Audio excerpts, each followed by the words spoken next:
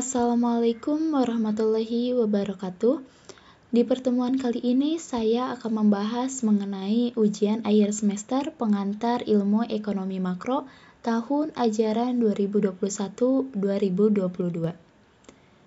Seperti teman-teman lihat di sini, ada soal yaitu indikator untuk melihat kondisi perekonomian yang baik adalah dengan melihat tingkat kesejahteraan masyarakat melalui pendapatan nasionalnya. Tentunya untuk mendukung kinerja perekonomian yang baik, perlu adanya dukungan dari masyarakat, pengusaha maupun pemerintah. Berikut ini diketahui data perekonomian sebagai berikut. A 75 miliar, MPC 0,75, I 75, J 100. Kemudian diminta yang pertama tulis persamaan fungsi konsumsi dan tabungan, yang kedua pendapatan BEP, yang ketiga pendapatan keseimbangan dua sektor, yang keempat pendapatan keseimbangan tiga sektor sebelum pajak, yang kelima pendapatan keseimbangan tiga sektor setelah pajak, yang keenam multiplier untuk investasi, pengeluaran pemerintah, dan pajak, yang terakhir yaitu gambarkan grafiknya. Sebelum kita mencari fungsi konsumsi dan pertanyaan lainnya, kita identifikasi terlebih dahulu apa yang telah diketahui dari soal tersebut.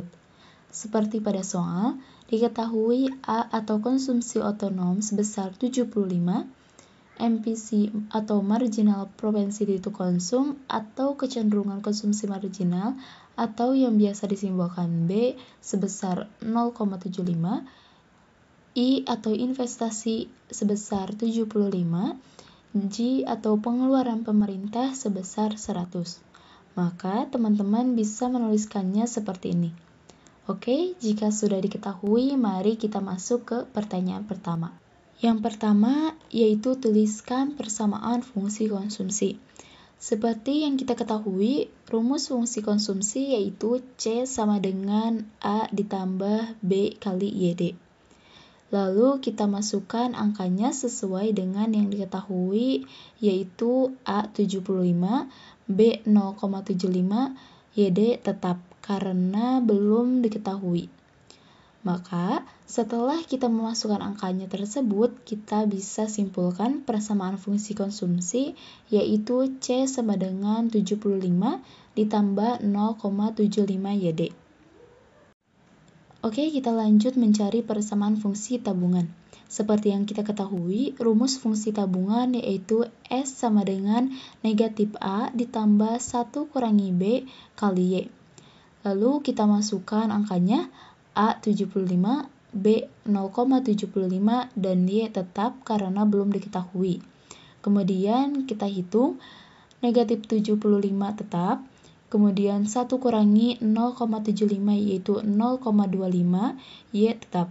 Maka dapat kita simpulkan persamaan fungsi tabungan yaitu S sama dengan negatif 75 ditambah 0,25 Y. Oke, next ke soal berikutnya yaitu mencari pendapatan BEP. Seperti yang kita ketahui, pendapatan BEP atau titik keseimbangan pendapatan syarat terjadinya adalah jika pendapatan sama dengan konsumsi atau Y sama dengan C. Maka dari itu kita masukkan persamaan fungsi konsumsi yang telah kita hitung sebelumnya yaitu 75 ditambah 0,75 YD. Lalu kita hitung yang sejenis yaitu Y dengan 0,75 YD. Maka dapat kita hasilkan 0,25 Y sama dengan 75. Dan untuk mencari Y yaitu dengan cara 75 dibagi 0,25 ini. Maka Y sama dengan 300. Nah, misalnya teman-teman di dalam soal tidak menemukan persamaan konsumsi. Nah, ada cara kedua yaitu dengan cara S sama dengan 0. Seperti yang telah diketahui, S yaitu negatif 75 ditambah 0,25 Y. Kemudian kita dapat masukkan negatif 75 ditambah 0,25 Y sama dengan 0. Negatif 75-nya dipindah ruaskan ke sebelah kanan dan simbol negatifnya berubah menjadi positif. Maka dihasilkan 0,25Y sama dengan 75. Dan untuk menentukan Y yaitu dengan cara 75 tersebut dibagi 0,25. Maka dihasilkan Y sama dengan 300. Nah, hasilnya sama bukan? Kemudian kita lanjut ke soal berikutnya, yaitu mencari pendapatan keseimbangan dua sektor.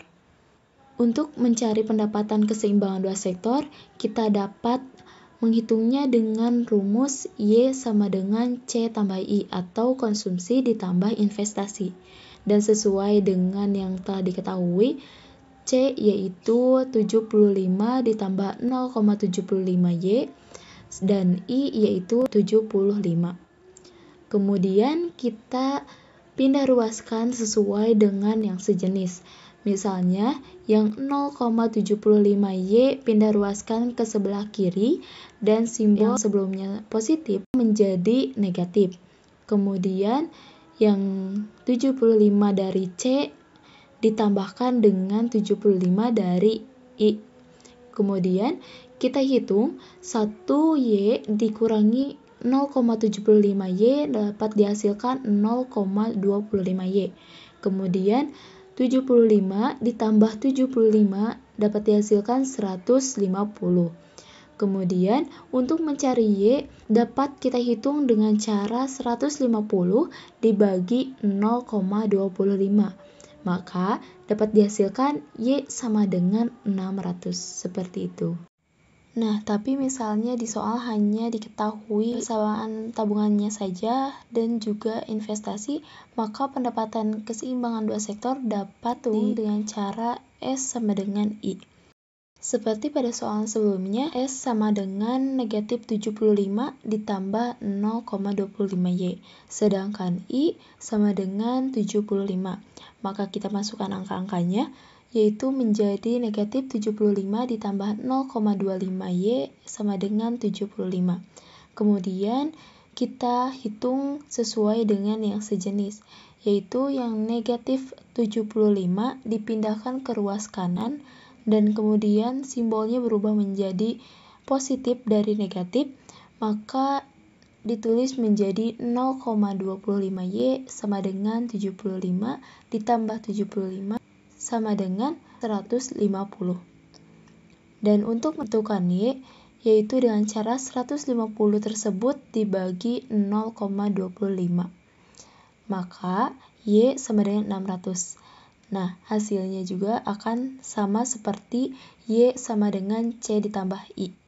Oke, kita lanjut ke soal berikutnya, yaitu mencari pendapatan keseimbangan tiga sektor sebelum pajak. Tiga sektor tersebut terdiri dari konsumsi, investasi, dan pengeluaran pemerintah. Dan karena konsumsi, investasi, maupun pengeluaran pemerintah telah diketahui, maka kita masukkan semua angkanya ke persamaan tersebut. Maka menjadi Y sama dengan 75 ditambah 0,75Y ditambah 75 ditambah 100. Kemudian kita hitung sesuai dengan yang sejenis, yaitu yang 0,75Y ini dipindahkan ke ruas sebelah kiri dan simbol positifnya berubah menjadi negatif. Kemudian kita hitung menjadi 1Y dikurangi 0,75Y adalah 0,25Y. Dan 75 ditambah 75 ditambah 100, maka hasilnya adalah 250. Dan untuk menghitung Y, yaitu dengan cara 250 dibagi 0,25. Maka hasilnya adalah Y sama dengan 1000. Maka pendapatan keseimbangan tiga sektor sebelum pajak yaitu sebesar 1000. Oke, selanjutnya mencari pendapatan keseimbangan tiga sektor setelah pajak. Seperti pada soal sebelumnya, rumus untuk mencari pendapatan keseimbangan tiga sektor setelah pajak masih menggunakan rumus yang sama seperti pada soal mencari pendapatan keseimbangan tiga sektor sebelum pajak, yaitu menggunakan rumus Y sama dengan C C ditambah I ditambah G. Cuma nanti di perhitungannya akan ada perbedaan karena khusus di pendapatan keseimbangan tiap sektor setelah pajak ini akan ada tambahan pajak seperti itu. Oke, karena telah diketahui baik konsumsi, investasi maupun pengeluaran pemerintah, maka kita masukkan angka-angkanya, maka menjadi Y sama dengan 75 ditambah 0,75 YD ditambah 75 ditambah 100. Karena soal ini yaitu mencari pendapatan keseimbangan tiap sektor setelah pajak, maka yang YD ini menjadi Y dikurangi T atau pendapatan dikurangi pajak. Maka Y sama dengan 75 ditambah 0,75 dikali Y dikurangi T ditambah 75 ditambah 100. Lalu T dari mana? T ini bisa diambil dari pengeluaran pemerintah atau G, yaitu sebesar 100. Maka perhitungannya menjadi Y sama dengan 75 ditambah 0,75 Y dikurangi 100 ditambah 75 ditambah 100.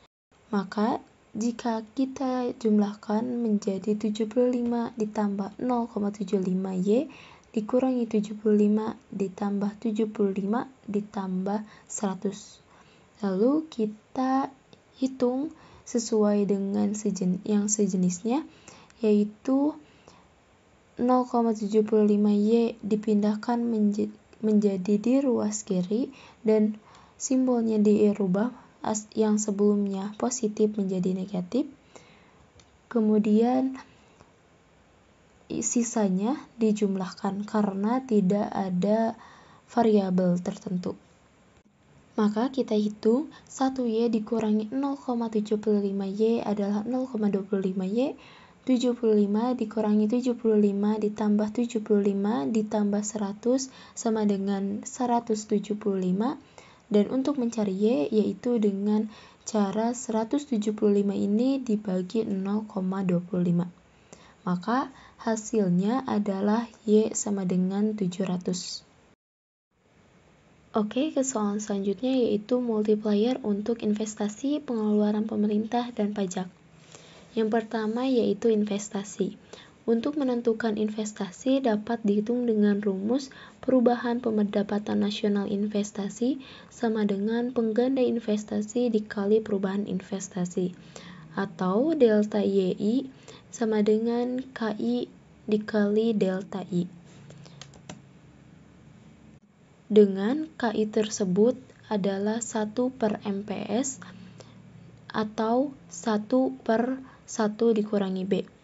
Maka rumusnya menjadi delta YI sama dengan 1/1 kurangi B dikali delta I.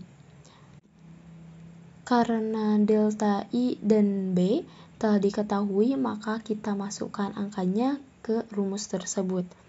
Maka menjadi delta YI sama dengan 1/1 kurangi 0,75 dikali 75.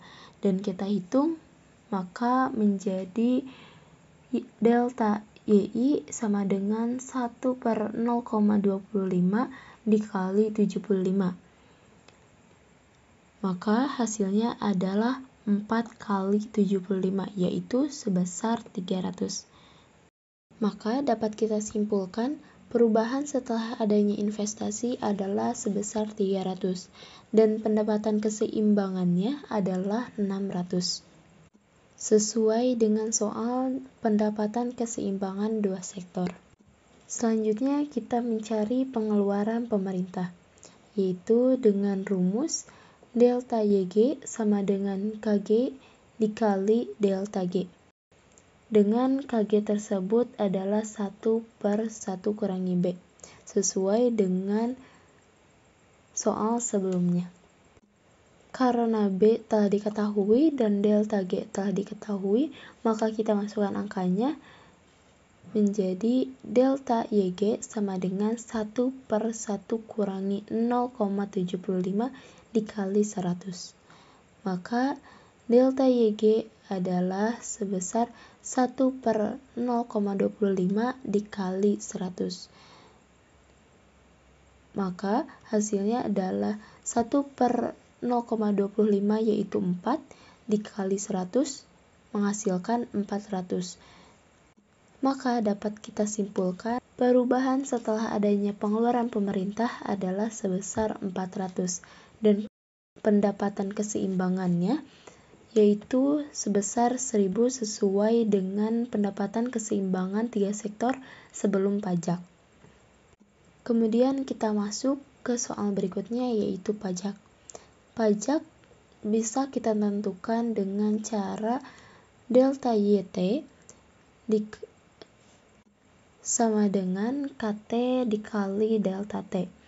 Dengan KT tersebut adalah sama dengan negatif B dibagi 1 kurangi B. Khusus untuk pajak berbeda dengan soal sebelumnya yaitu soal investasi dan pengeluaran pemerintah. Di bagian atasnya ini khusus pajak yaitu negatif B bukan 1. Dan karena itu maka rumusnya menjadi delta YT sama dengan negatif B per 1 kurangi B dikali delta T. Karena B sudah diketahui dan juga T juga kita diketahui, maka kita masukkan angkanya delta YT sama dengan 0,75 dibagi 1 kurangi 0,75 dikali 100. Maka 1 kurangi 0,75 yaitu 0,25. 0,75 ini tetap, 100 juga tetap. Maka kita hitung 0,75 dibagi 0,25 yaitu 3. Dapat dihasilkan menjadi 3 kali 100 yaitu 300. Maka perubahan setelah adanya pajak yaitu sebesar 300 dan pendapatan keseimbangan pajak yaitu sebesar 700 sesuai dengan pendapatan keseimbangan 3 sektor setelah pajak. Oke, next ke soal yang terakhir yaitu membuat grafik dari soal-soal yang sebelumnya. Caranya yang pertama yaitu kita buatkan garis vertikal dan horizontal. Untuk vertikal diisi konsumsi, tabungan, investasi, pengeluaran pemerintah, dan pajak, sedangkan untuk horizontal diisi pendapatan nasional. Kemudian, kita buatkan garis 45 derajat, yaitu garis BEP atau Y sama dengan C, yang dimana sesuai dengan soal yang sebelumnya, BEP yaitu sebesar 300.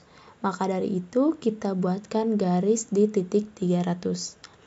Kemudian, sesuai dengan soal yang sebelumnya, persamaan fungsi konsumsi yaitu 75 ditambah 0,75 YD. Maka dari itu, kita tarik dari titik 75 ke arah yang bersentuhan dengan titik BEP. Maka itulah garis konsumsi.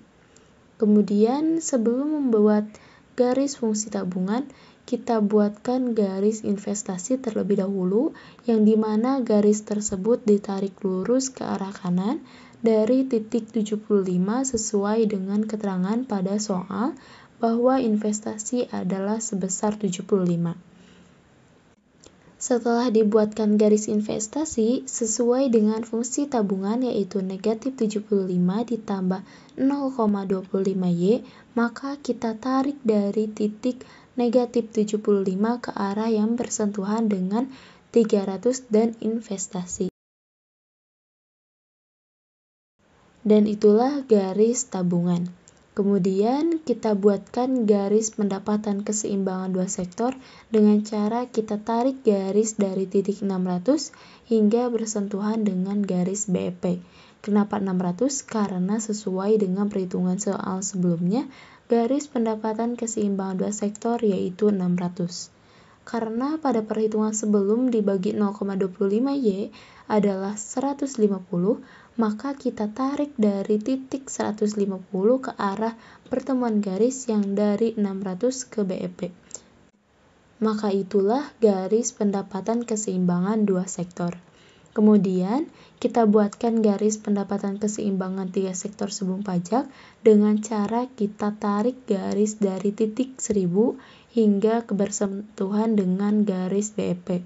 Kenapa 1000? Karena sesuai dengan perhitungan soal sebelumnya, garis pendapatan keseimbangan tiga sektor sebelum pajak yaitu 1000. Karena pada perhitungan sebelum dibagi 0,25, Y adalah 250, maka kita tarik dari titik 250 ke arah pertemuan garis yang dari 1000 ke BEP. Maka itulah garis pendapatan keseimbangan tiga sektor sebelum pajak. Kemudian kita buatkan garis pendapatan keseimbangan tiga sektor setelah pajak dengan cara kita tarik garis dari titik 700 hingga bersentuhan dengan garis BEP. Kenapa 700? Karena sesuai dengan perhitungan soal sebelumnya, garis pendapatan keseimbangan tiga sektor setelah pajak yaitu 700. Karena pada perhitungan sebelum dibagi 0,25Y adalah 175, maka kita tarik dari titik 175 ke arah pertemuan garis yang dari 700 ke BEP. Dan seperti inilah grafiknya. Oke, sekian pertemuan kali ini. Mohon maaf bila ada kesalahan. Sampai jumpa di pertemuan selanjutnya.